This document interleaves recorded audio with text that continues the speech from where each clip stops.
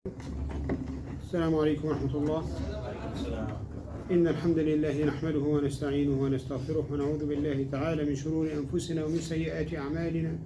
ما يهده الله فلا مضل له ومن يضلل فلا هادي له، وأشهد أن لا إله إلا الله وحده لا شريك له، وأشهد أن محمدا عبده ورسوله. اللهم صل على محمد وعلى آل محمد كما صليت على إبراهيم وعلى آل إبراهيم إنك حميد مجيد.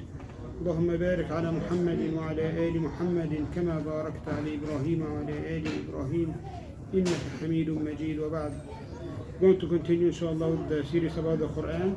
Again, a brief reminder at the beginning. Not forget to brothers and sisters, the things are getting harder and harder. In the grand scheme, inshallah, things are going in a good direction, but it's hard. It's really hard. It's getting really hard and harder. But wait from Allah subhanahu wa ta'ala what is good. And in the grand scheme, inshallah, things are going in the right direction. Okay? Again, do not forget about them. Do not give up on them. If you can help them by any ways you can. If you can donate for them. If you can make dua for them. Whatever you can, please do. Okay? Last time we stopped at the compilation of the Quran during Abu Bakr's era radiallahu anhu, then during Osman's era radiallahu anhu, and I mentioned the differences between those two compilations. And we said that Uthman radiallahu anhu, when he sent the mushafs, he sent the mushafs with some of the readers, people who teach the others, like teachers who are going to teach the people how to read, right? A little bit step back, we need to know that there were some of the companions, some of the Sahaba were dedicated to teaching Quran. Like they were focusing on that. They did this, took on this task to teach Quran, okay, and became for that. And the followers learned Quran from those Sahaba, okay. From those Sahaba, we have Uthman ibn Affan radiallahu anhu. We have Ali ibn Abi Talib radiallahu anhu. We have Ubay ibn Ka'b radiallahu anhu. We have Zayd ibn Thabit radiallahu anhu. We have Abdullah ibn Mas'ud radiallahu anhu. We have Abu Musa al-Ash'ari radiallahu anhu. We have Abu Darda radiallahu anhu. So those seven radiallahu anhu were the main teachers of the Quran among Sahaba. Then some of the Sahaba learned from them.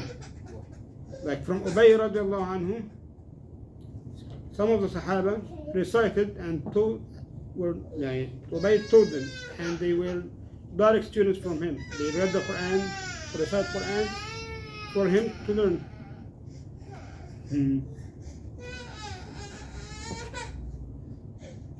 I'm just talking.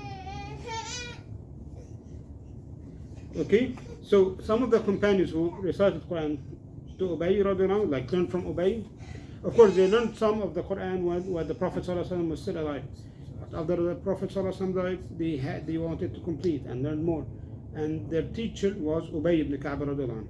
So we're talking about Abu Hurairah radiallahu anhu. We're talking about Abdullah ibn Abbas radiallahu anhu. We're talking about Abdullah ibn Sa'ib radiallahu anhu. So those are three Sahaba who learned from the Prophet ﷺ, then from sallallahu alayhi wa sallam, then from Ubay ibn Ka'b radiallahu anhu. Then Abdullah ibn Abbas also learned from Zayd ibn Thabit radiallahu anhu. Okay? SubhanAllah, I made a mistake in my typing, right? Ubay, but it's Zayd. Good. So we have those Sahaba. We talk about 7 and 3, we're talking about 10 who are dedicated to teaching Quran. Okay? Of course, some of them are not teaching only Quran, but those who are known for teaching Quran and the recitation of Quran were taken from them. Okay? Many of the followers, the Tab'in, in the cities, learned from those companions and became known for reciting. Now became the new Qira'a. Now,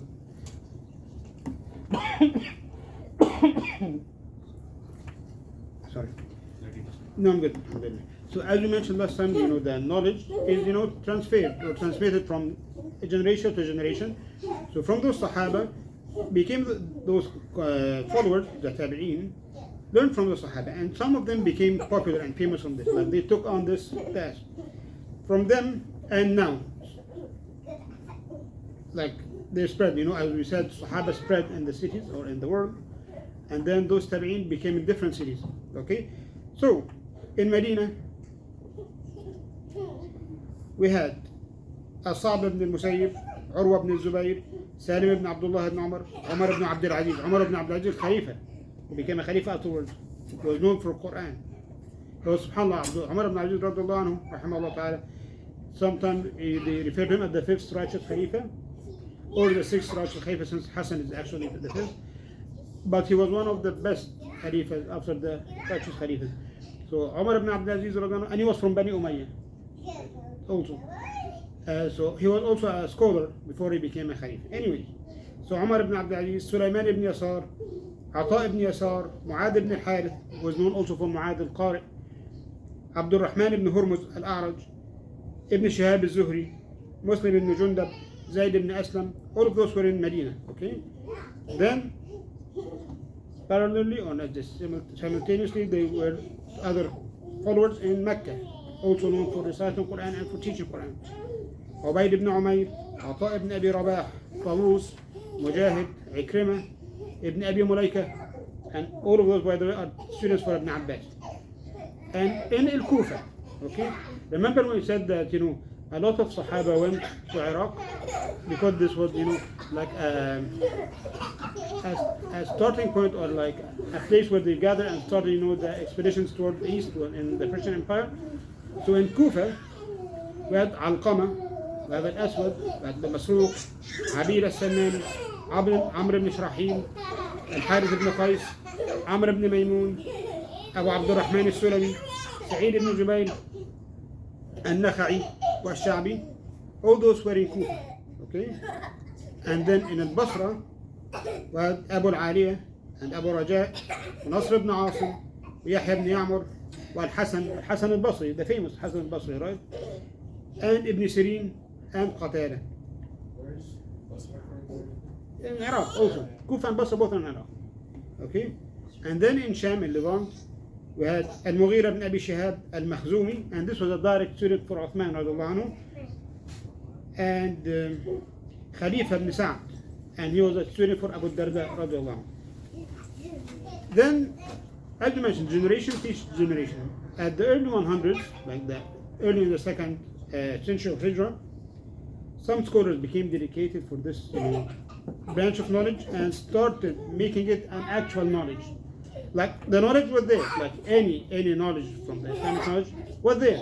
Like you name it, whether the Arabic, the grammar, the usul, the fundamentals of fiqh, the tafsir, any knowledge was there. It was known, and the Sahaba knew it and taught it to the followers. But now we need to start making it a separate knowledge. We have those limits where this knowledge starts, where it ends, and so on.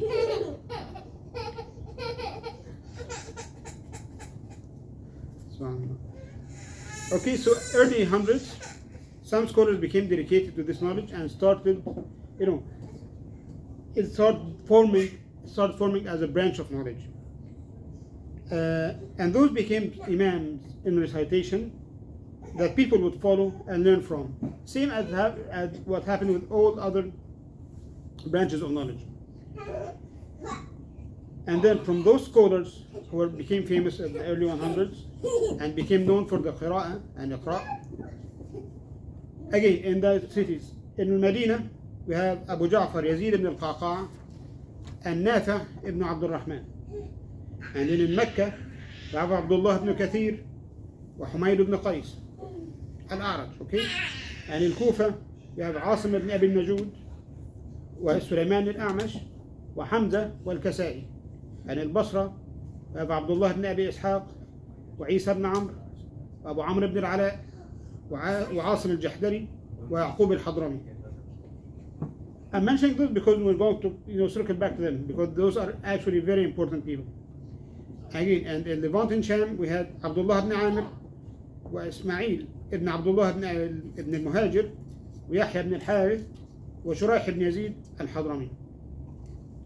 Then we have 7 Imams from those who became extremely famous. Okay? And people depended on them. The Muslims depended on their recitation. Okay? Who are those 7? And this is when we say the Qira'at السبع, we're talking about those 7. Okay. نافع المدني نافع بن عبد الرحمن نافع بن عبد الرحمن المدني, so this for in Medina. Ibn Kathir in Mecca.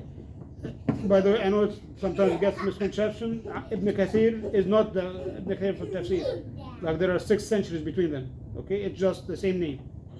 Imam al-Mufassir is Ismail ibn Kathir. Okay, there's Abdullah ibn Kathir. Totally different people. Yeah, 2 different persons. Okay. Then we have Nafi', we have Ibn Kathir, we have Asim, which is the most famous recitation today, Hafs an Asim, right? Especially in the east part of the Islamic world. And then we have Ibn Amir in Sham, or in Levant, and then we have Abdullah ibn al-Ala,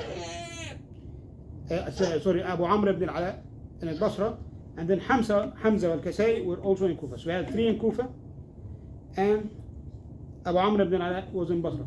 So 4 of those 7 were actually in Iraq. Okay. In addition to those, there are other 3 scholars or 3 Imams whose recitations are as strong as those 7, and they complete them. That's why we have the 10 Qira'at, right? Those are Abu Ja'far Yazid ibn al-Qaqa al-Madani, and Abu Ja'far is actually the Sheikh of Nafi'. Like Nafi' is the student of Abu Ja'far. And Yaqub al-Hadrami, and Khalaf ibn Hisham. And Khalaf is actually the student of Hamza. Okay? So now we're mentioning Qira'at. What is the condition to accept a Qira'ah? Okay, now, this person, this Imam says, this is my Qira'ah. How do I accept it? What are the metrics to accept a Qira'ah? There are 3 conditions to accept any Qira'ah. Okay? First one, that it is according to the Arabic language, in a way, even if it's not the most fluent. Like, Arabic, as any other language, has the top fluent, has the average fluent, and have, which is not very fluent. Anyway, if this language was known as an Arabic language, it will be accepted. This is the first condition. Okay? But for example, you cannot have a language that opposes the Arabic language. That's something that Arabs do not say that. Then it's wrong. Okay? For example, let's say, for Arabic, for example, if you have al-mubtada wal-khabar, mubtada al-khabar, when there is like 2 nouns, like, the noun sentence, al-jumla al-ismiyya, okay, you cannot have it, mansuba, both. Like you cannot say Muhammad Rasulullah. This is not Arabic. Okay? Yeah, it's Muhammadun Rasulullah. Okay? So you cannot have it both, or Muhammadi Rasulullah. This is not Arabic, right? Take care. Some of the scholars of Nahu might find some of those Qur'an strange, because they're not, they don't know this from the Arabic language. But then what happens is that the Qur'an didn't actually accept this from them, because they tell them, no, this is a known language. You don't know it? Yes, there's something. It's not popular? Yes, it's not popular. But is it being, said by some of the Arabs? Yes, it's said. Okay? So anyway, this is one of the conditions. The second condition, which is an important question, brother, how are you? The second condition is that it matches the Mus'haf that Uthman radiallahu anhu compiled. Right? We mentioned last time, وَاللَّيْلِ إِذَا يَغْشَى وَالنَّهَارِ إِذَا تَجَلَّى وَمَا خَلَقَ الذَّكَرَ وَالْأُنثَى. And we said that it was recited وَالذَّكَرَ وَالْأُنثَى, and we said that this was one of the shawaz. Okay, even it was narrated as a hadith that the Prophet ﷺ read with that at the time. Yeah, but this was abrogated, right? So first thing, that is, it's according to the Arabic language rulings, even if this ruling was not famous, not that popular. And the second thing, it matches the Mus'haf, even if it is probable. And the most famous example is Alhamdulillahi Rabbil Alameen, Ar-Rahman Ar-Rahim, Maliki Yawmiddin, wa Maliki Yawmiddin. It read in both ways, Malik and Malik. In all the Mus'hafs that were written, it's written Malik, Mim, Lam, Kaf. But in Arabic, you can insert this alif in between the Mim and Lam. Okay? So this is probable, so that's acceptable. Okay?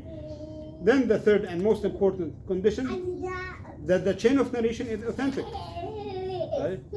But it's strong chain of narration. Okay? If any of those conditions is not accepted or not fulfilled, then this Qira'ah is considered inauthentic or irregular, or we call it a Qira'a shadda. And this Qira'a shadda you're not allowed to read with. You're not allowed to recite Quran with a Qira'a shadda, okay? And if you recite it in Salah, a lot of scholars say no, then your Salah is invalid, okay? Bismillah. Okay, so those are the three conditions for the Qur'an. And the Qira'at that were related to the 10 Imams that we mentioned all fulfill those conditions. Of course, some of those Imams might report some Qira'at that this is not the famous Qira'at for them. But they said that was also recited that way and it doesn't match those conditions, then it's not authentic. Like again, there is a known Qira'a for Nafi' and a known Qira'a for Asim and a known Qira'a for Hamza and so on. Sometimes some Qira'at are mentioned about them, and this why they might have mentioned like what in study or saying no that this might be reported but it's not authenticated. But however, the authentic Qira'at, the Qira'at al-Mutawatira are well known, okay, and well preserved. And we have the chains of narrations are connected and complete, like linked and connected till today, and actually counts as chains of narration. Like the chains of narrations of Quran in the 10 Qira'at are countless. Everywhere you go, whether in the East, whether in the West, whether in North America, whether in South America, where anywhere you go, you'll find those asanid, those chains of narrations, and you'll find them a lot. Not one or two people. No, you'll find a lot of people having those chain of narration. Okay, so what is the benefit of Qira'at? Like now we have those Qira'at. We said that those Qira'at, were some kind of result of the 7 ahruf, and that not all of this, and the Prophet ﷺ revised the Quran before he died, ﷺ, with Jibreel twice, and what was left was preserved and was written in those masahif. So why do we have those different Qira'at? First of all, it's a proof of the preservation of the Quran, right? Now we have this book, like it's printed in 600 pages, right? And now we know that every single word is either was recited in one way for all the Qur'an, or in 2 ways, or in 3 ways, or in 3 ways, and every one of them how did this Imam recited it, with the connected chain of narration to the Prophet sallallahu alaihi wasallam, right? That's number one. Number two, making it easier for the Ummah. As I mentioned, a lot of difference in the Qira'at is actually based on phonetics, which makes it easier for some people. It's hard for some people to say the Hamza, right? Or hard for some people to make the idgham, or say every letter. So those Qira'at give this, this easiness for people. Okay. The third thing, or one of the things also that benefits from the different Qira'at, is that, look, scholars mentioned something, said that the 2 Qira'as are as if they are 2 ayahs, okay? Meaning that you can have 2 rulings from the same ayah with 2 Qira'as, okay? Of course, those 2 meanings will complement each other, will not oppose each other. As I mentioned, Maliki Yawmiddin and Maliki Yawmiddin, right? Malik is the owner and Malik is the king, right? So there are 2 meanings, you have them in one ayah, and they don't oppose or contradict each other, right? They actually complement each other, right? Okay, since we mentioned the Qira'at, we need to, switch gears or mention another topic, which is tajweed. Okay, now what is tajweed? Tajweed is the branch of knowledge addressing how to pronounce the Quranic words, and not only the words, every letter. How to pronounce each letter. What are the words that each letter come out from? What are the attributes of each letter? Okay. And what are the rulings, or what are the changes that we need to do when those letters come together? Okay? Whether those letters are in one word or 2 words, right? Okay? So this branch of knowledge actually deals with the Quranic words. Okay? And it's one of the most honorable knowledges, most honorable branches of knowledge. Why? Because it deals with Allah's words, subhanahu wa ta'ala, right? And now this is a general rule or general thing to know. How honorable is any branch of knowledge, whether it's a religious knowledge or a worldly knowledge, any knowledge.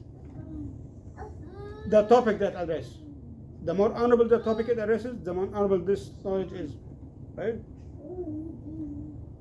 That's why, for example, they say why is medicine, like being a medicine or medical practitioner or a doctor, is more honorable than being a butcher? Why? First one deals with the human body, the second one deals with the animal's body, right? Even a human doctor and a vet, like which one is more honorable? The human doctor. Why? Because it deals with the human body. And this is like in general. So Quran deals with the words of Allah subhanahu wa ta'ala. So Tajweed deals with the words of Allah subhanahu wa ta'ala. So that's why it's so honorable. Okay, so what is the purpose of Tajweed? To preserve the pronunciation of the Quranic words, okay, and to avoid saying them in an incorrect way. Okay, now, no, see, al-tilawa or al-qira'a sunnatun muttaba'a. Reciting Quran is a followed sunnah. Okay, we need to preserve this. We need to follow it. Okay, how? By Tajweed. There is a branch of knowledge addressing this how to preserve, how to recite Quran the same way that it was revelated and the Prophet ﷺ taught the Sahaba. Read, recited and taught the Sahaba. Okay?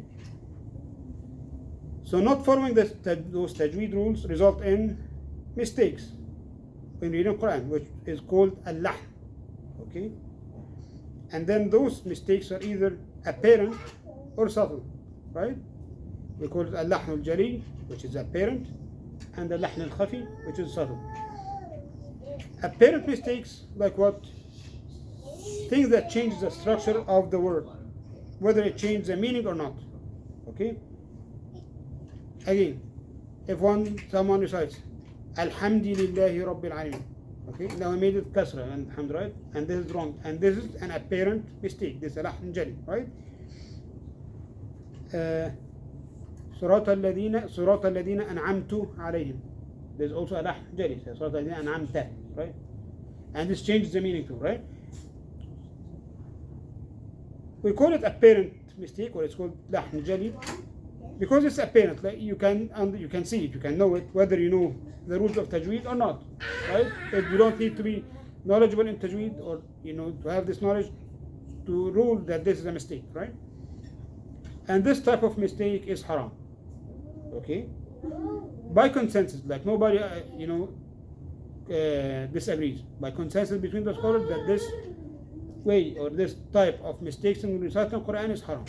Okay, especially if it was done intentionally, if someone does it intentionally, or as a result of just taking it lightly. They're not that focused. It doesn't matter, alhamdulillah, it doesn't matter. No, it matters. It matters a lot. Okay, and you're sitting if you're not taking attention, of not paying attention, trying to do it right. Of course, everyone does mistakes, unintentionally, unintentionally does this mistake. This Allah subhanahu wa ta'ala forgives. We're talking about something that's being done intentionally or just by taking it light. Then we have the subtle mistakes, okay, which is a mistake in the reading convention and does not affect the structure of the word. And it's named subtle because only those who know Tajweed would catch it. Okay? Like what?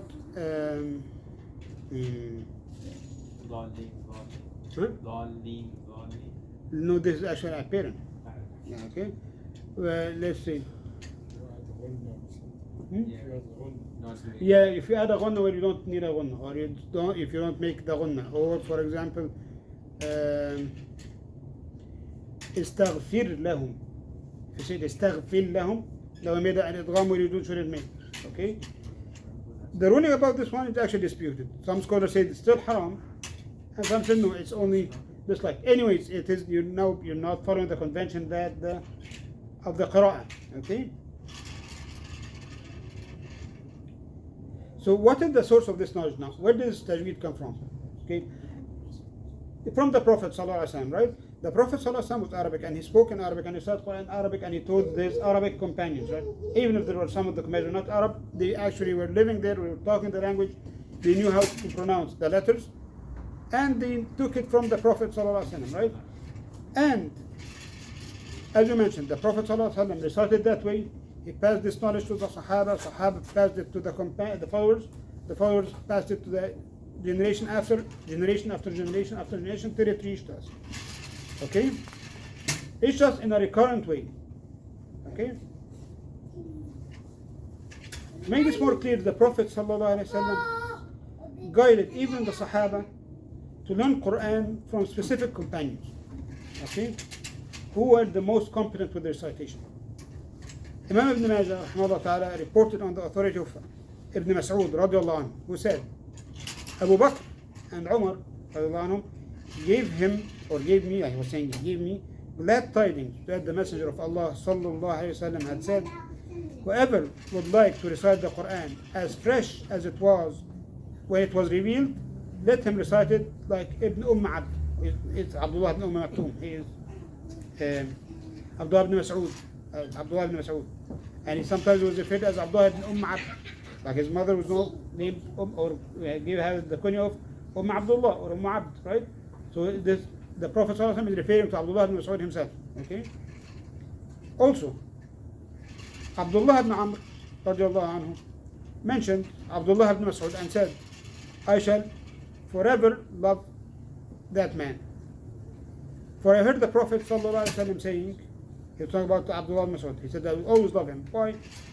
For I heard the Prophet ﷺ saying, take or learn the Quran from four. Abdullah ibn Mas'ud, Salim, like Mawla bin Hudayfa, Mu'adh, and Ubay ibn Ka'b. And this was reported by Bukhari and Muslim. Okay?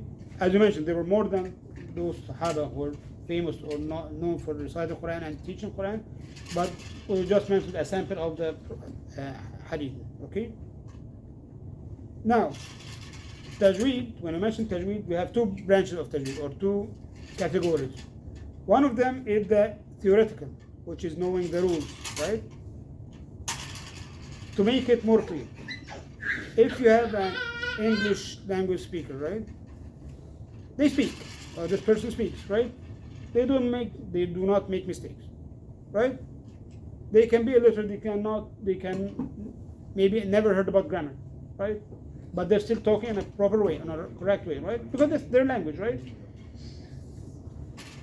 To preserve the knowledge, we always we document it and make it a knowledge, okay?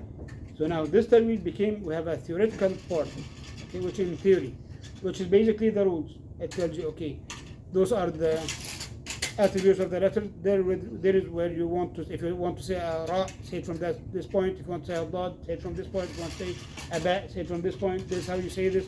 Those are the attributes. If those letters come together, you don't make idgham. If those letters come together, make idgham, you make ifrah, and so on. Those are the rules, okay? And this rule is this Tajweed as a knowledge is a communal obligation. We mentioned it before as fard al-kifai, right? It's obligatory for the whole ummah.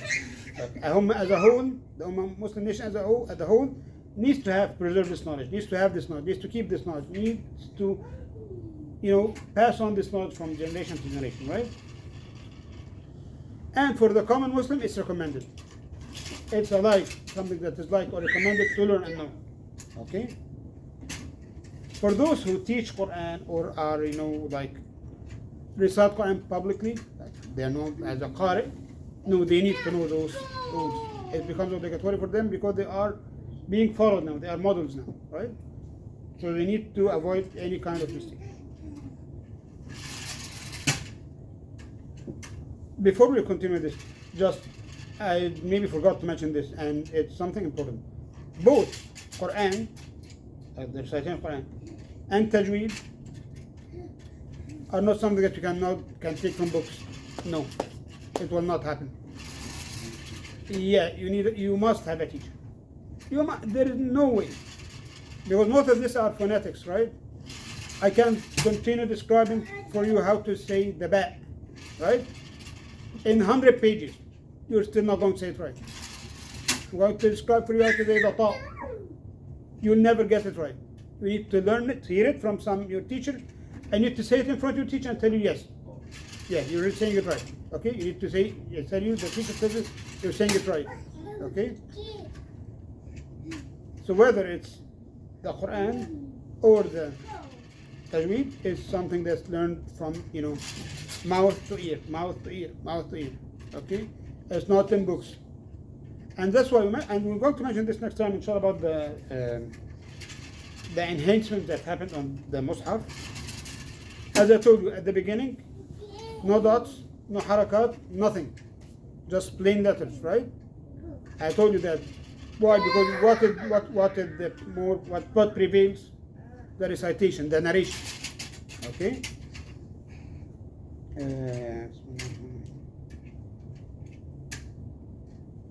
Okay? This is number one, the first branch, the theoretical tajweed. Then we have the practical tajweed, which is actually saying it, right? And this becomes mandatory for every person. Like if you want to read Quran, you need to read it right. Okay? You don't need to know the rules. Okay? It doesn't matter. But you need to read it right. Like you didn't know it, you don't need to know, you don't have to know where to get those letters from or pronounce it from. You don't have to know what are the attributes. You don't know why we have mad here and we don't have mad here. You don't need to know why you have idgham or why you don't have it. You don't need to know any of this. But you need to read it right. Okay? Which is normally through a teacher. You need a teacher to learn from. Worst case scenario, people imitate the known people who Qira'a, right? Why would you say that it's mandatory? This is how Jibreel alayhi salam told the Prophet sallallahu alayhi wasallam, and the Prophet sallallahu alayhi wasallam told the Sahaba told the Tabi'een, and again, generation after generation after generation, this knowledge is passed, and this is how it's read. Okay, so you cannot just break this convention. You cannot just not follow it. No, it becomes haram now. But you're making the change. It was narrated or in one of the authors about Abdullah ibn Mas'ud radiallahu anhu. He was teaching some man Quran, and he told them, okay, إنما الصدقات للفقراء والمساكين والعاملين على to the end of the day. So the man repeated, إنما الصدقات للفقراء والمساكين. He told him, no, this is not how the Prophet sallallahu alaihi wasallam taught me. الفقراء with a mad. You don't skip the mad. Okay? And so on. So this is about tajweed. Okay? Next time, inshallah, we're going to mention the enhancement that happened to the Mus'haf, what happened, like how the dots that happened, and then the harakat and so on. And then we're going to mention the etiquettes about reading the reciting the Quran, how often you should recite the Quran, how much you should recite the Quran, what is the maximum period that you shouldn't spend without reading Quran, like how long should you stay without reading Quran, what are the mandatory surahs that you need to know or memorize, and so on. What is the ruling for memorizing the Quran, and so on. Okay. Before we conclude, we mentioned the Qira'at, and just know that those Qira'at are equal when it comes to reciting. Meaning say that are all acceptable, that you can recite with any of those. Okay.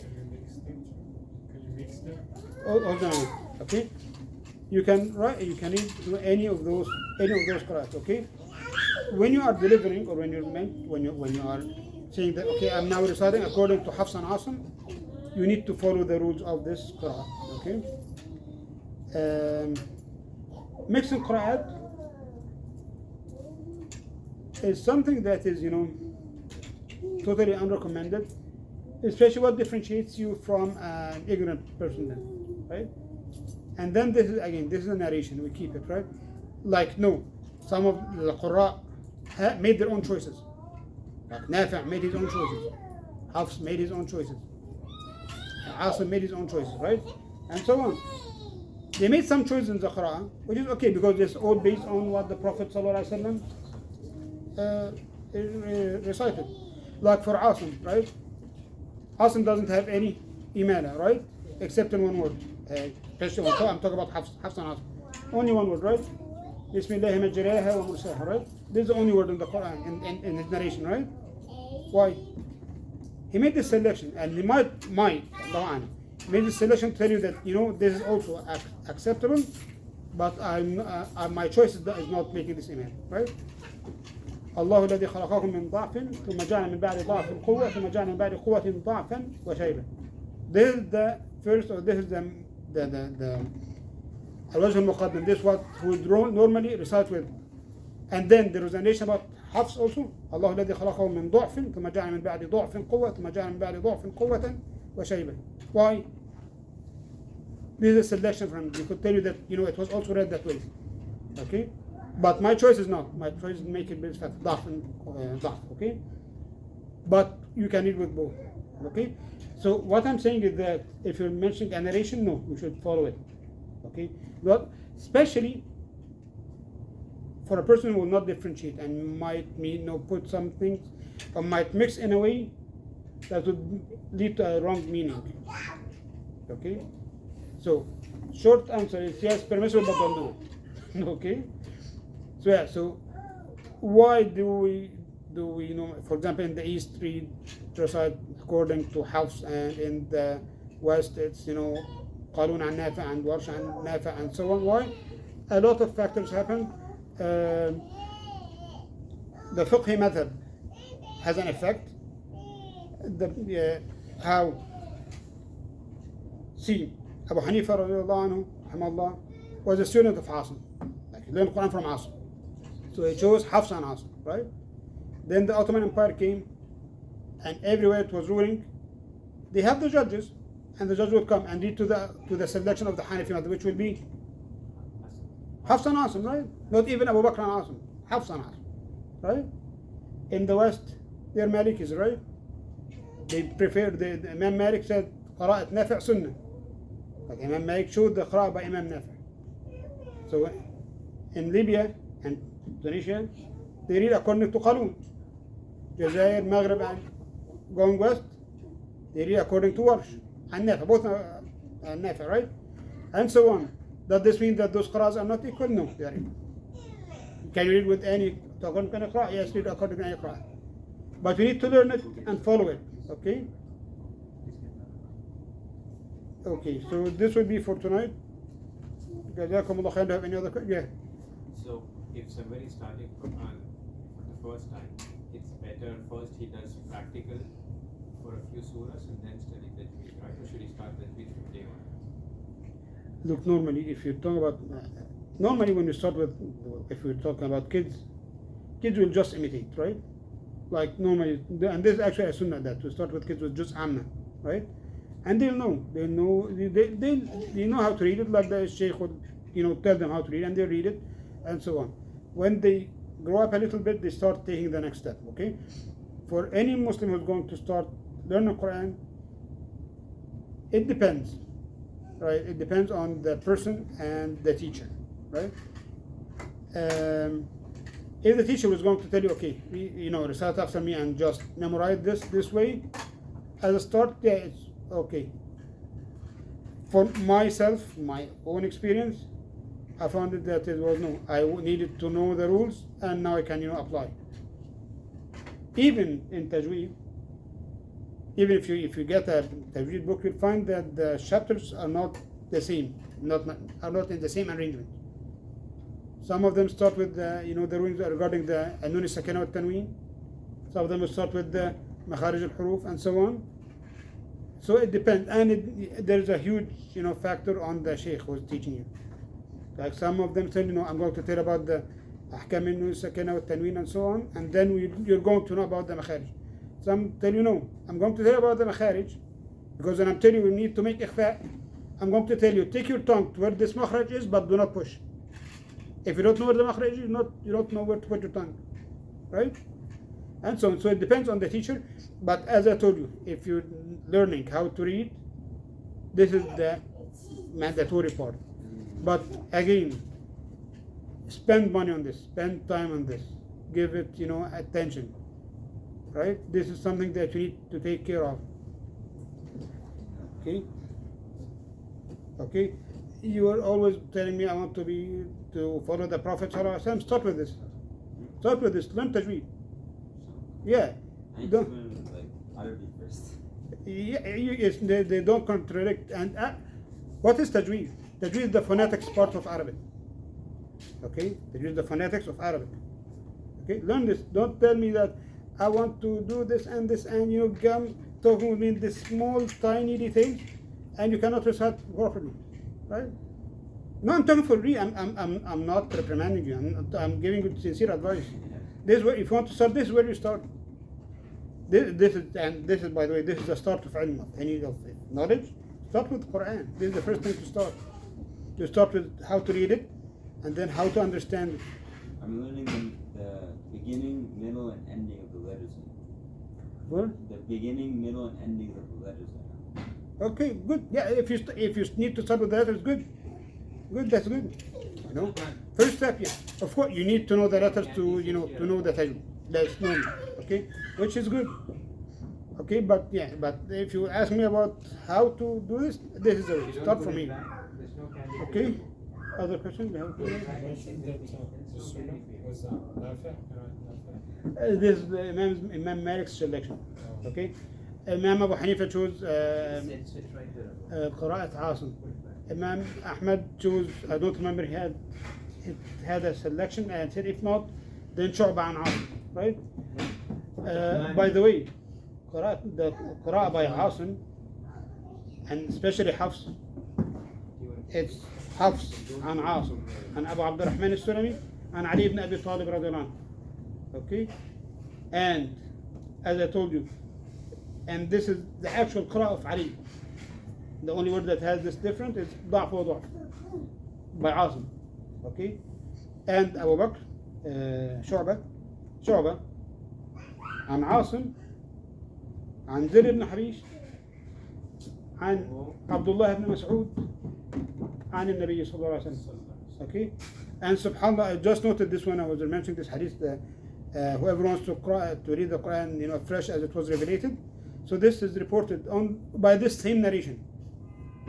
شعبة عن عاصم عن زر بن حبيش عن عبد الله بن مسعود. Subhanallah, this is also narrated this way. Okay. So again, like Imam Malik said that, and again, like why did Imam Malik say this sunnah? Imam Malik has a concept that what was happening and was apparent and happening in Medina is sunnah. Why? Because he said this is where the Sahaba were, this is where the children of the Sahaba were, and if any other city doesn't have the same amount of Sahaba, right? And this is the Medina, and we've been, taking this generation after generation, huge number of people doing the same way. So this is sunnah, right?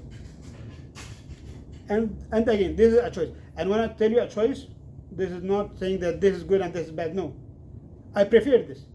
Why? I have my reason. Imam Malik preferred this because it was recited in Medina, right? Imam Ahmad was from Iraq. Imam Abu Hanif was from Iraq. They chose the Qira'a by Asim, right? Imam Shafi'i was from Mecca. He chose the Qira'a by Ibn Kathir, right? And this is normal. Okay, there is no, and again, like those are all equal at the end. What's the difference between Warsh and Nafi'? Because you always say like Warsh and Nafi' together, and then you say Asim. So Warsh and Qalun, you mean? Warsh and Qalun. So okay, so. Because you said Qarun was for Libya and Tunisia. You said Warsh for Jazair and Maghreb and so on. Yeah. Okay, so.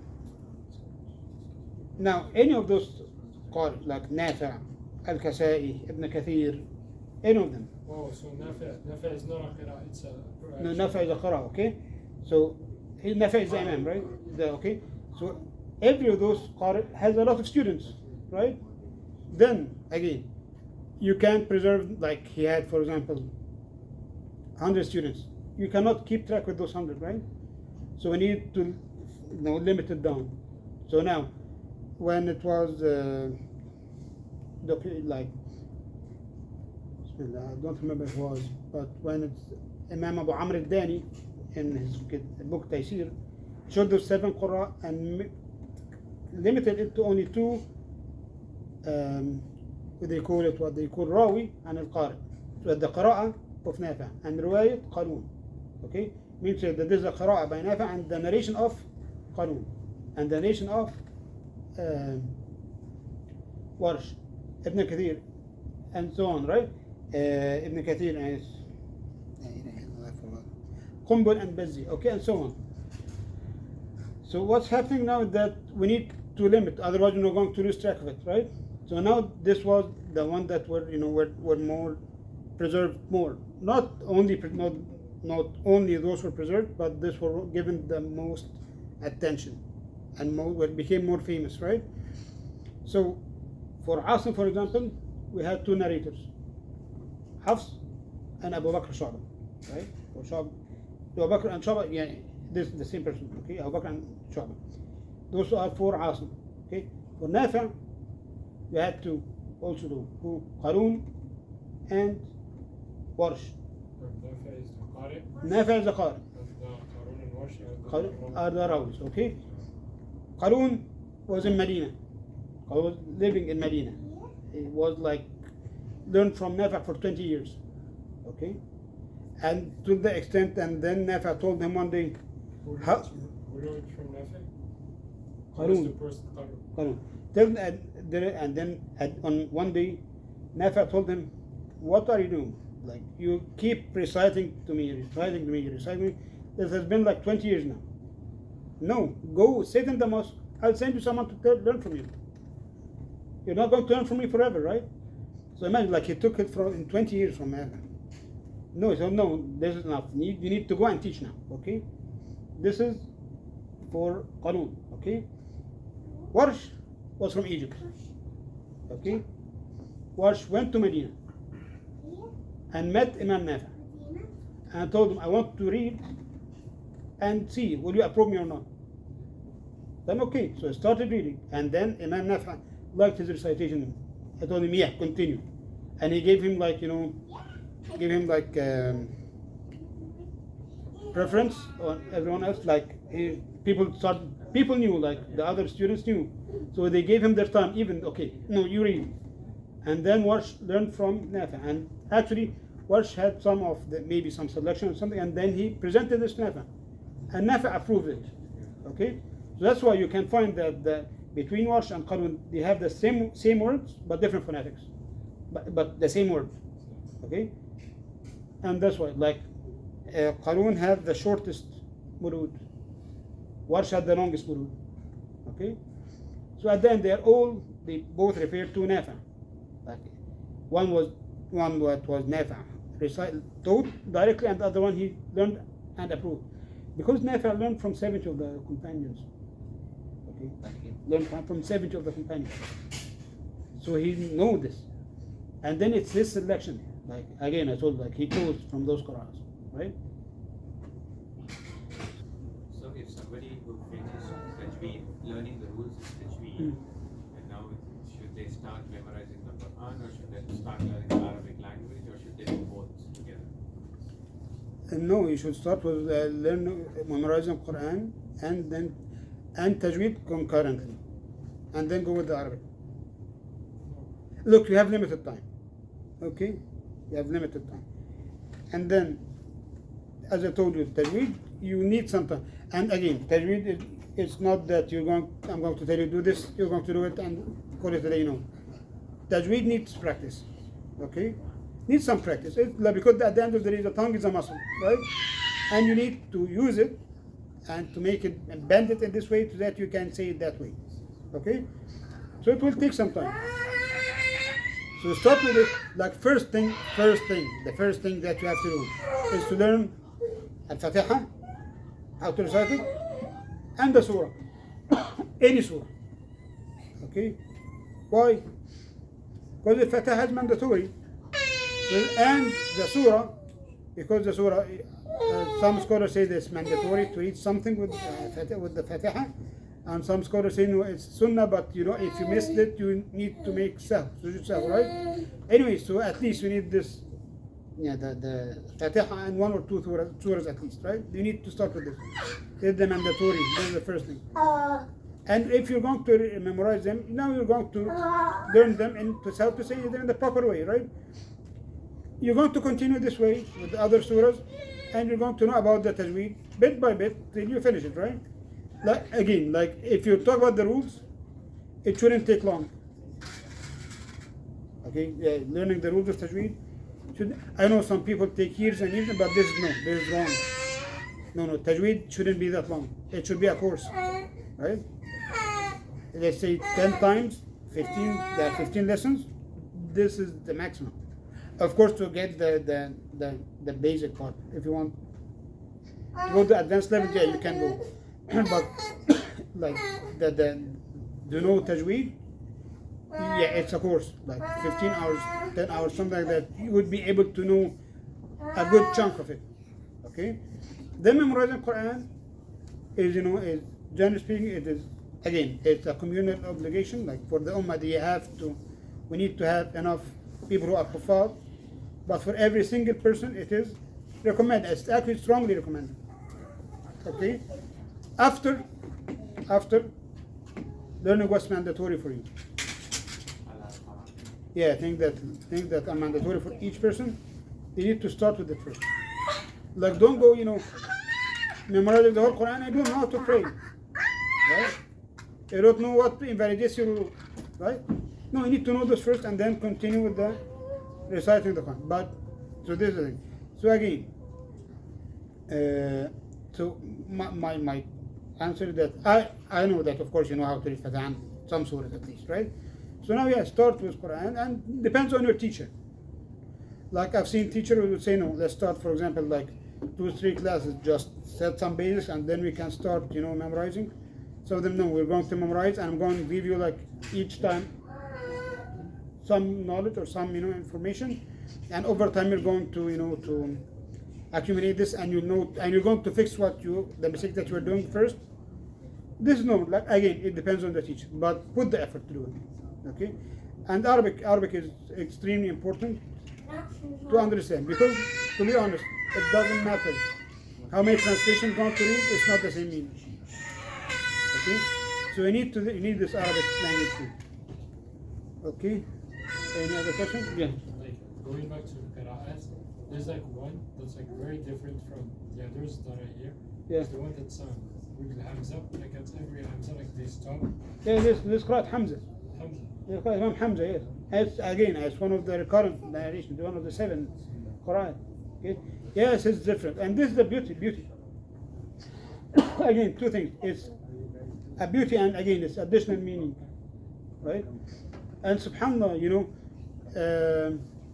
every time you hear a narration, it catches your attention. Oh, and then you feel this, the beauty of it, or you can feel it, right? So it's, again, and this is this acceptable narration. Okay, good. جزاكم الله خيرا وصلى الله وسلم على نبينا محمد وعلى اله وصحبه وسلم تسليما كثيرا والحمد لله رب العالمين.